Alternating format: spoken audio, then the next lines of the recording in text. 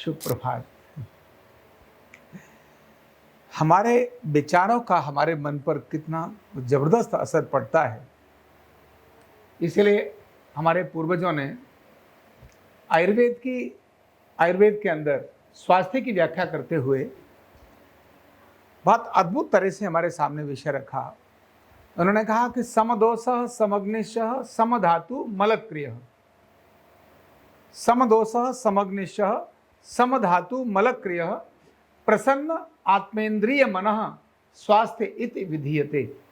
वो कहते हैं कि स्वास्थ्य कहाँ रहता है, अच्छा स्वास्थ्य कहाँ रहता है, तो समदोषः जिनके तीनों दोष समान हो, वात पित्त कफ, समग्निश्च जिनकी सभी अग्नियां समान हो, समधातु यानी जिसकी सप्त धातुएं जिसकी समान हो, समदोषः समग्निशः समधातु मलक्रिय, मलक्रिय मतलब एक्सक्रीशंस, एक्सक्रीशंस का मतलब जो पसीना है, यूरिन है, मोशन है, जितनी भी बाहर निकलने वाली चीजें हैं उनको मल बोलते हैं, एक्सक्रीशंस जो समान हो।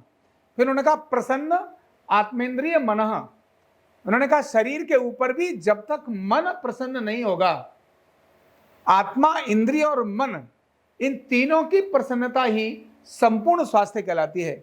स्वास्थ्य इति विधीयते, यही एक स्वास्थ्य होता है। विचार किस प्रकार के इन सारी चीजों को बिगाड़ देता है, तीनों दोषों के अंदर कितना भयंकर अंतर डाल देता है। मैंने किस प्रकार के लोगों को आके देखा, वायु की विकृति हो गई, ऐसी कितनी महिलाओं को देखा जिनके दर्द जॉइंट्स पे जा ही नहीं रहे, और केवल उसका बहुत बड़ा कारण उनका विचार ही था।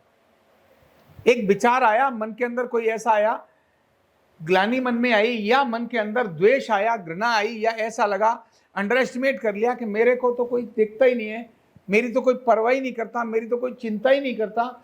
इसके कारण से जो बॉडी पेन आए, उन बॉडी पेन्स को निकालने के लिए कोई भी ट्रीटमेंट, कोई भी इलाज उनके लिए पर्याप्त होता नहीं, केवल मन में आते। और हम कॉमन मैन भी जब कभी देखते हैं, एक छोटी सी तनाव आता है, थोड़ी चिंता आती है, कोई थोड़ा स्ट्रेस आता है, तो हमारे शरीर पर क्या इफेक्ट डालता है, तो सबसे पहले वो इफेक्ट डालता है पेट पर।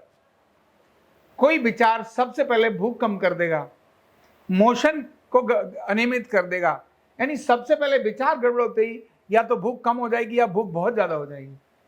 इसके बाद दूसरा क्रम आएगा, निद्रा कम हो जाएगी, निद्रा हटना शुरू हो जाएगी, शांति अशांति में बदलना शुरू हो जाएगी। एक विचार ही किस प्रकार का तूफान मचाता है, अद्भुत मचाता है। तो सारे धातुओं को विकृत करने वाला, सारी वात पित्त कफ जो हमारे दोष हैं इनको विकृत करने वाला, हमारे सारे सिस्टम को तहस नहस करने के लिए एक विचार पर्याप्त है। इसीलिए उस विचार को शुद्ध रखना है तो भगवान का स्मरण बहुत जरूरी है।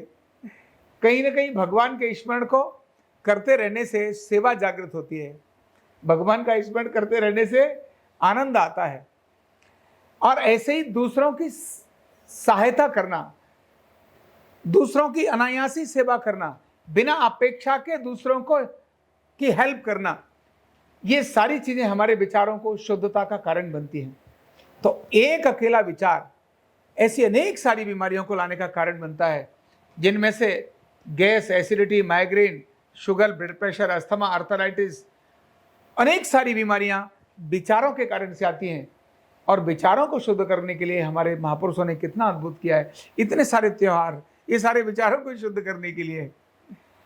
अभी आने वाले दिनों में नवरात्रि आ रहे हैं, और अभी अभी हर समाज, मतलब पूरे देश में अलग अलग प्रकार के त्योहार, ये केवल हमारे विचारों से संबंधित ही होते हैं। तो विचार को देखना और अपने शरीर पर अनुभव करना ये बहुत आवश्यक है। कहाँ शरीर में गड़बड़ हो रहा है, कौन सा विचार ऐसा गड़बड़ कर रहा है, उस विचार को पूर्ण करने के लिए प्रयास करने की प्रक्रिया दूसरी है, जिसकी चर्चा मैं किसी और दिन बताऊंगा। बहुत बहुत धन्यवाद।